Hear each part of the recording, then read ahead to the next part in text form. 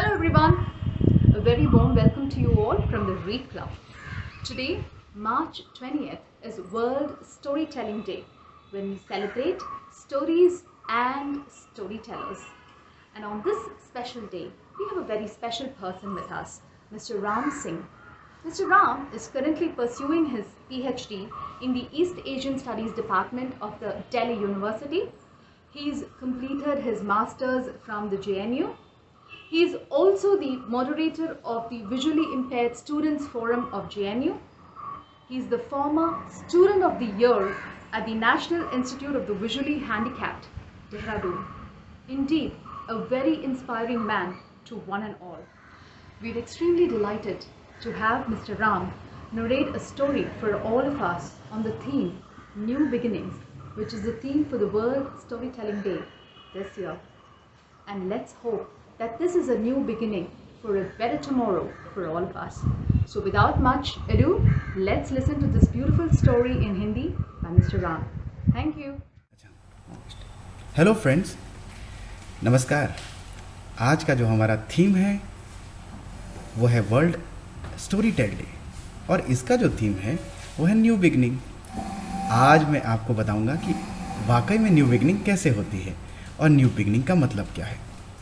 दोस्तों, हमारे देश का संविधान आपको पता है किसने लिखा? डॉक्टर भीमराव रामजी अंबेडकर ने। अंबेडकर आज से लगभग 100-150 साल पहले पैदा हुए और वो एक दलित जाति से थे और उस समय दलित जाति के लोगों को सार्वजनिक स्थानों से कोई भी चीज़ लेने का या कुछ भी काम करने का अधिकार नहीं था, क्योंकि लोग उन्हें अछूत समझते थे। अछूत ऐसा व्यक्ति जिसे छुआ नहीं जा सकता। इस तरह बाबा साहब के साथ बचपन से ही भेदभाव होने लगा, यानी कि जब वो क्लास में जाते थे तो उन्हें अलग बिठाया जाता था। पानी पीने के लिए उनके लिए अलग व्यवस्था की जाती थी।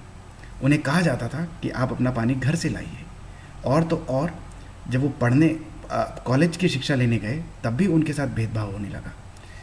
यहाँ तक कि वो जब अध्यापक बन गए तब भी उनके साथ भेदभाव हुआ। दूसरे अध्यापकों ने उनसे कहा कि आपको अगर पानी पीना है तो आप अपनी बोतल लाया करिए। इस तरह से कुल मिलाकर उनके साथ इतना भेदभाव हुआ कि उन्होंने हार नहीं मानी।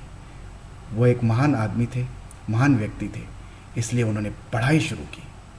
इतनी पढ़ाई जिसका कि कोई सानी ना हो, और पढ़ाई का उद्देश्य बनाकर उन्होंने आगे बढ़ना शुरू किया। उनका ये मानना था कि जब आकाश नीला कलर का होते हुए सबको समान छाया देता है तो लोग भेदभाव क्यों करते हैं? आकाश एक कलर का होने के बावजूद भी ना ही तो वो किसी को छाया देने से परहेज करता है, ना ही किसी रंग के साथ भेदभाव करता है। धरती भी सबको समान जगह देती है, फिर लोग भेदभाव क्यों करते हैं? पानी कभी भी किसी से भेदभाव नहीं करता, फिर भी लोग किसी को अछूत और किसी को पवित्र क्यों मानते हैं? ये जाति, ये धर्म, ये भेदभाव क्यों है? ये किसने बनाया? दोस्तों, बाबा साहब ने इन्हीं सब बातों को लेकर पढ़ाई करनी शुरू की। उन्होंने अपनी शिक्षा पूरी की, फिर वो विदेश गए और ऐसे समय में विदेश गए जब भारत अंग्रेज़ों का गुलाम था। उन्होंने इतनी पढ़ाई की कि आने के बाद जब वो वापस भारत आए तो उन्हें भारत का संविधान लिखने की जिम्मेदारी सौंपी गई। संविधान लिखने से पहले उन्होंने लोगों में जागरूकता फैलाने के काम किए। उन्होंने लोगों को चेतना जागरूक करने की कोशिश की। उन्होंने सार्वजनिक जगहों से पानी पीकर लोगों को ये समझाया कि पानी पर सबका समान अधिकार है, चाहे वो किसी जाति, धर्म या विचार का हो।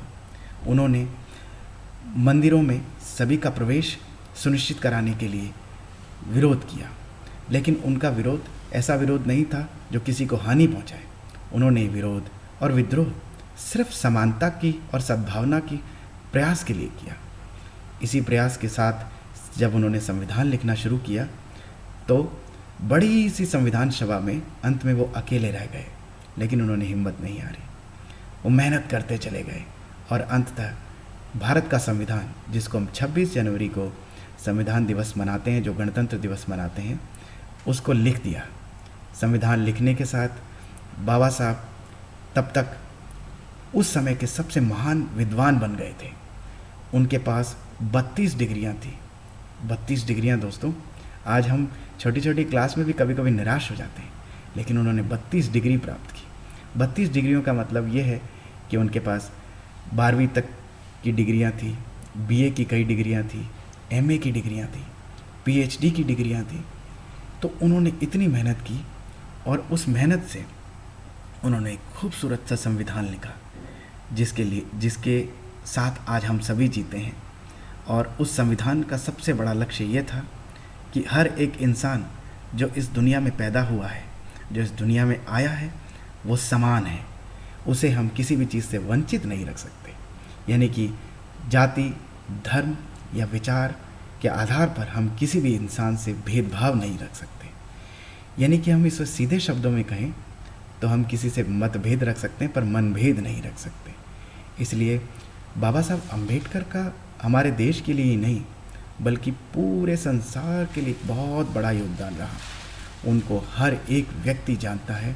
उन्होंने इतने महान कार्य किए कि आज उनको दुनिया में सभी लोग याद करते हैं। दोस्तों, मैं आप लोगों से भी यही उम्मीद करता हूँ कि आज के दिन आप सब लोग न्यू बिगनिंग के लिए प्रयास करेंगे।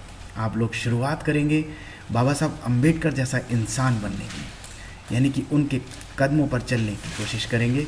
आप ये कोशिश करेंगे कि ऐसी इतनी पढ़ाई आप भी करें कि आप समाज में बदलाव ला सकें, किसी के साथ भेदभाव ना होने दें, किसी को अछूत ना होने दें। दुनिया में जो भी व्यक्ति आया है सब पवित्र है, कोई दुनिया में अपवित्र नहीं है। तो दोस्तों, इसी बात के साथ मैं अपनी बात ख़त्म करता हूँ और उम्मीद करता हूँ कि आपको ये स्टोरी बहुत पसंद आई होगी। Thank you.